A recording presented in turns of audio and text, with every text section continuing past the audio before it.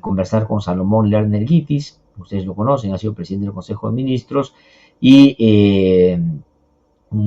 es una persona de izquierda, progresista, es empresario también, y siempre es interesante recoger su punto de vista sobre lo que la coyuntura nos va presentando.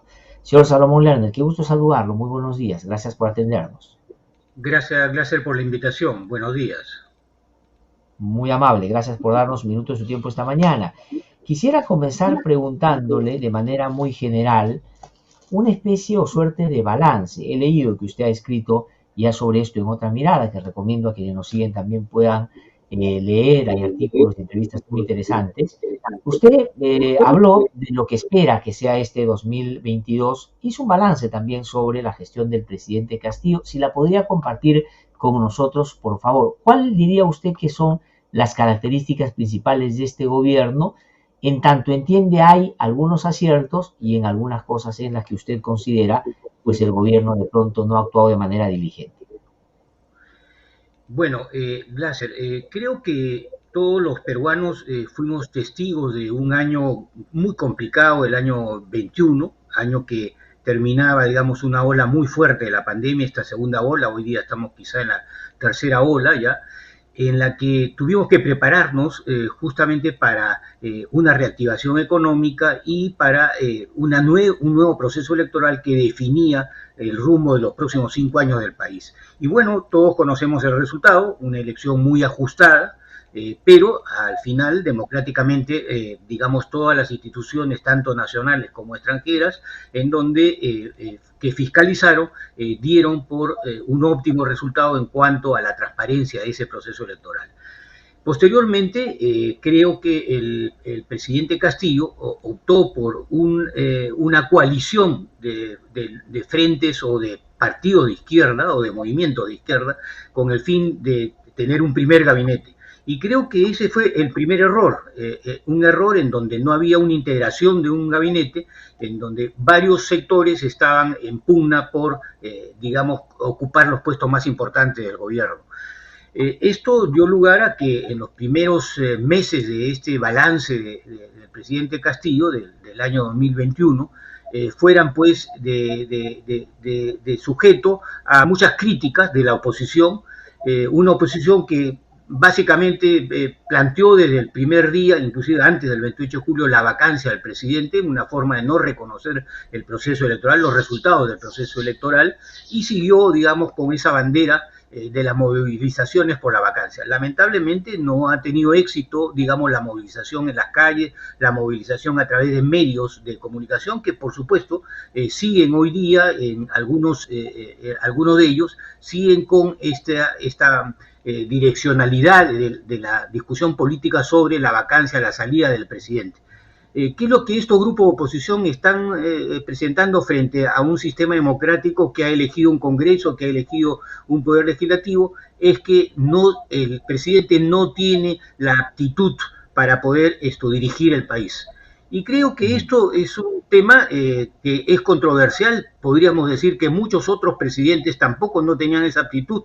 Creo que nadie se prepara para ser presidente de la República. Sí se presenta para liderar un movimiento político, sí se capacita uno para tener una ideología, para poder llegar al gobierno, para poder dirigir un país. Pero nadie está en la aptitud.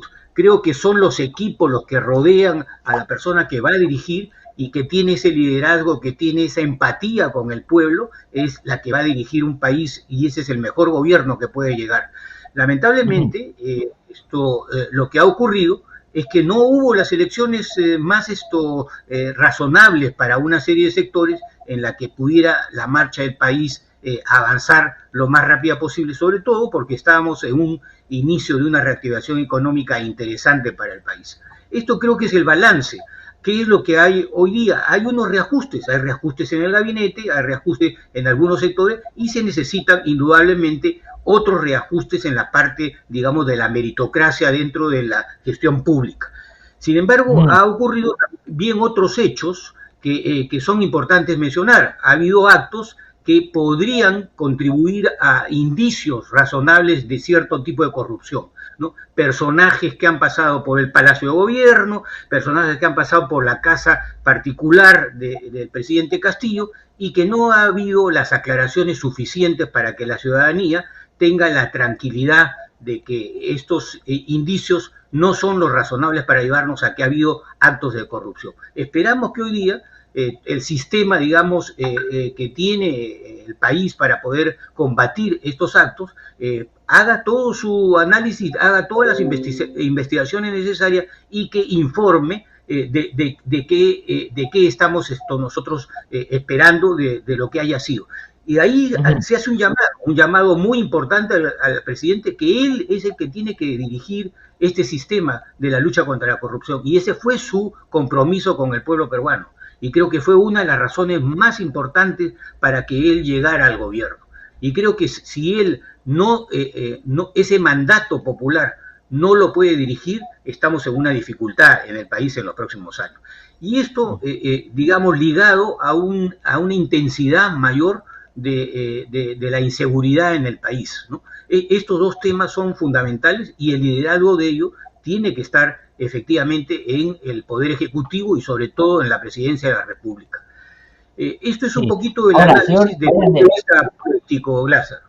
Sí, permítame sobre lo que acaba de decir hacer algunas anotaciones. No creo que, salvo en la última parte de su intervención, donde desarrolla de manera más pormenorizada algunas preocupaciones en torno a los presuntos casos de corrupción que pueden haberse generado, en el resto de su balance lo que pesa de manera más significativa es el contexto y los otros a lo que hizo o dejó de hacer el presidente de la República. Por eso es que quiero retomar de ahí algunas cosas.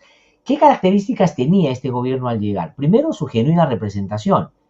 ¿Qué tan cerca de esas personas que vieron en él a quien podía resolverles los problemas que cotidianamente viven, se mantiene? Es decir, ¿qué cercanía hay o ahí se está ya de alguna manera anchando la distancia o creciendo la distancia? Esa es una primera cosa, porque lo que el gobierno dice, el presidente siempre dice, este es el gobierno del pueblo. De hecho, el eslogan del gobierno tiene que ver con eso, ¿no? Esa es una primera cosa a la cual le pregunto. ¿Cree usted que el presidente sigue siendo ese genuino representante que busca responder el encargo que le dieron con transformaciones importantes de un país claramente desigual? Uno. El segundo, ¿es un gobierno de izquierda? Es decir, que se reafirma sin complejos de izquierda, somos de izquierda y vamos a ir por la izquierda, y bueno, en fin, anda en ese camino. Y el tercero tiene que ver con, si le ganas a Keiko Fujimori, tu gobierno tiene que ser honesto. O sea, es la única manera de decir, no soy igual que ellos, y ahí usted ha dicho hay algunos problemas.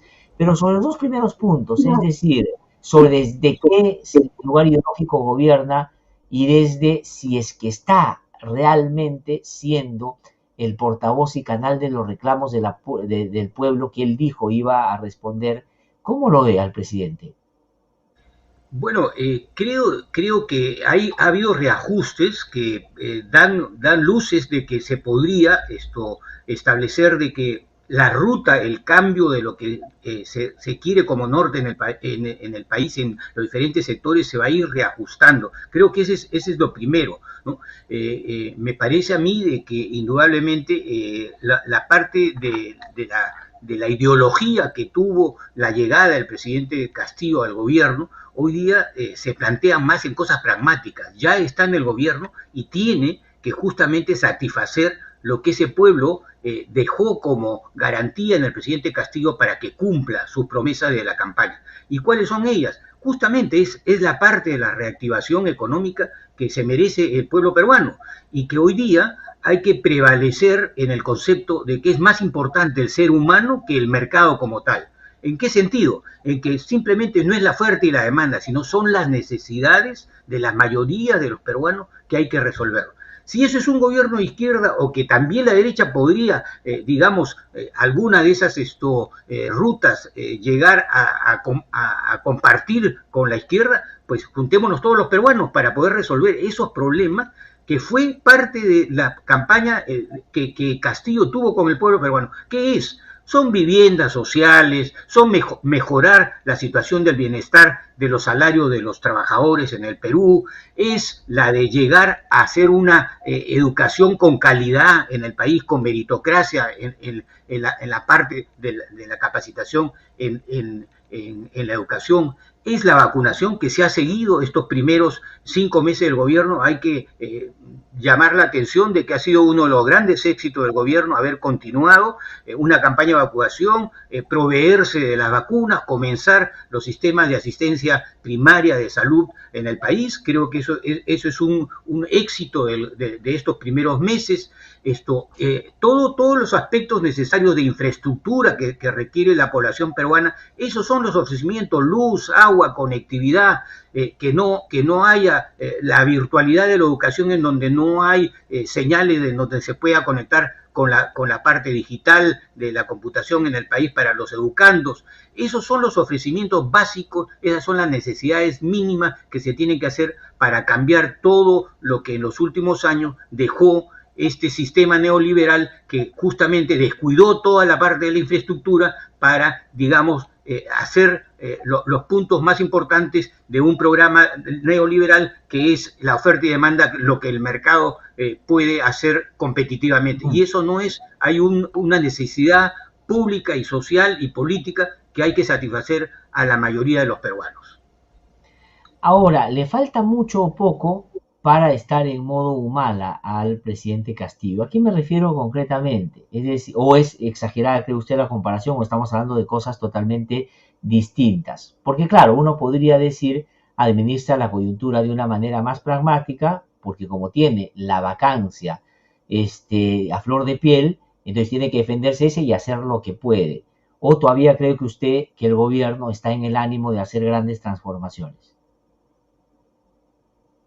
El inicio del gobierno debería haber planteado una serie de objetivos mucho más claros, mucho más concretos. Creo que ha perdido en eso mucho. Creo que la reforma tributaria es parte de esa pérdida, de esa fuerza de los primeros meses del gobierno, en donde muchas veces uno aprovecha esa fuerza electoral que ha tenido para poder plantear una serie de objetivos fundamentales en concordancia con el Congreso, indudablemente, y eso creo que ha perdido. Creo que en eso el Congreso le ha ganado la mano al Ejecutivo, y creo que el Congreso hoy día es el que está poniendo la agenda. Si usted ve todas las reformas que se ha hecho, tanto en la parte educativa, donde se está retrocediendo en todo lo que se avanzó, sobre todo en la parte de la meritocracia, en la parte de todos los aspectos del SUNEDO, lo que avanzó en cuanto a los títulos universitarios en el país, a la capacitación de una educación universitaria de calidad. Hoy día hay un retroceso, indudablemente, ha habido un retroceso en esa reforma, en la reforma política. Se está retrocediendo a una serie de aspectos que ya se habían avanzado para que haya mucho más un sistema abierto, democrático, en cuanto a elecciones primarias, en cuanto a la participación interna de los partidos políticos, que no sean solamente locales que se aperturan 1 o 2 meses antes del proceso electoral y luego están cerrados durante todo el año y no hay participación política del pueblo. En fin, todo eso ha habido retroceso. Esa es la agenda que ha ganado el Congreso frente al Ejecutivo, que no ha tenido esas iniciativas. Hoy día también hay un retroceso en cuanto al balance que debería haber entre el Congreso y el Ejecutivo. Y hoy